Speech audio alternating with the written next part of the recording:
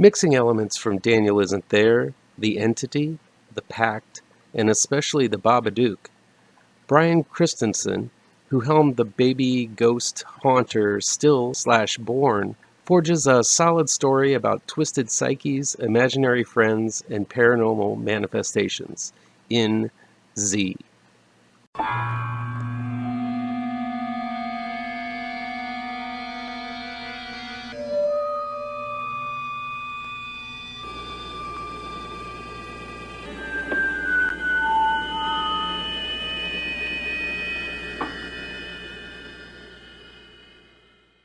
Welcome back to ML Miller Frights, a part of the Kings of Horror Network.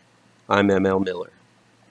Before we begin, remember to give this video a like, share with your buddies across the electronic superhighway, click subscribe to this channel, and don't forget to ring that bell for notifications.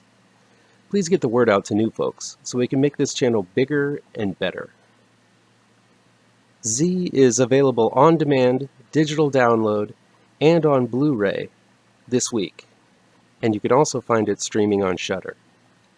Beleaguered housewife Beth, played by Keegan Connor Tracy, is coping with a mother on her deathbed, a husband who is hardly present, played by Sean Rogerson, and an ornery son, Josh, who is having major behavioral troubles at school. When he is suspended indefinitely, Josh creates an imaginary friend named Z, to which he puts all of the blame on for his bad behavior. As Josh's friendship with Z becomes stronger, it begins scaring Beth, so she reaches out to the family psychiatrist Dr. Seeger, played by Stephen McHattie. Seeger has vital information about Josh's new friend that seems to have some kind of connection with Beth's past. Z is a solid shocker with a multitude of legitimate jolts, jumps, and shocks, while the Insidious and Conjuring films seem to have every creepy nighttime paranormal scenario in the book. Z manages to invent a few new frights that really deliver big. Filmmaker Christensen piles on quite a few of these scares one after another as the film delves into some heavy psychological and metaphysical issues that plague Beth and her family. It's a big mess involving past trauma that gives a real-world edge to all of the paranormal stuff going on. Halfway through, Z shifts gears from a typical paranormal phenomenon film to something much more psychologically complex and dark. While normally this would be where the film skids off tracks, Z manages to stay the course.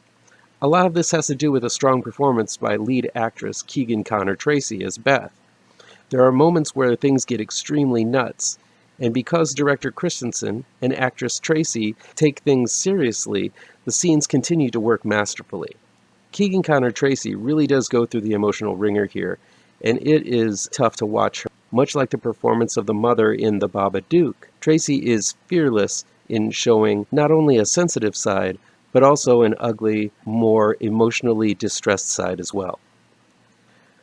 What frustrated me, though, was McHattie's role as the psychiatrist. He's called Doctor, so I imagine he's a man of science. But McHattie's Dr. Seeger seems to fully believe in the power of the paranormal.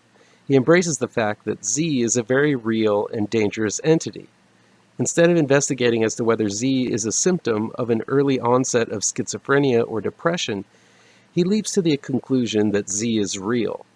I think this plot hole could have been fixed with one simple line. Maybe when Beth takes Josh to Seeger, someone calls him a quack or a witch doctor who has unconventional methods. That's all I would have needed to believe in Dr. Seeger's out-of-the-box thinking. McHattie is always fantastic in any role he takes, but still, the character needed some reason for believing in Z so quickly and so fully. Now, I don't want to get into spoiler territory, but Christensen straddles the fence as to whether Z is a figment of a troubled mind or an actual paranormal entity. Again, I think this could have been fixed with a simple short scene about people creating evil entities by sheer force of will, combined with their own trauma. It is hinted at, and I think that's kind of what Christensen wants to say, but I think Christensen plays it way too subtle, and there needed to be some kind of explanation as to the origins of Z and how it all came to be. It appears that Z might be a product of some kind of past sexual or physical abuse. I say this because the few times we do see Z, it appears to be a lanky, naked old man.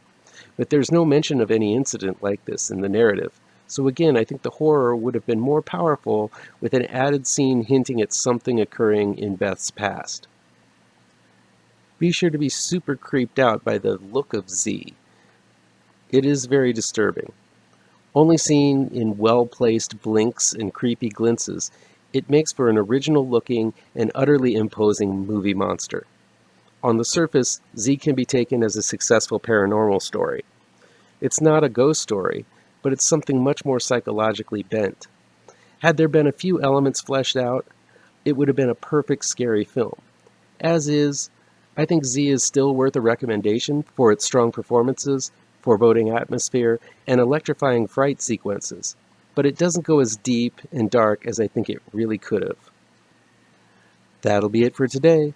If you like this video, please pound that thumbs up button. Share the video with your social media addicted pals. If you're looking for written reviews, you can find them on mlmillerwrites.com. Don't forget about the new trade paperback for my horror comic, Grave Trancers. That'll be out this Wednesday in finer comic shops. And be sure to subscribe to this channel and ring that bell for alerts to be the first to see my future videos.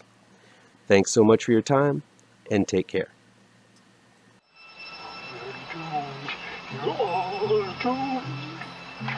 You're doomed to live the life you're meant to be, stuck inside your reality.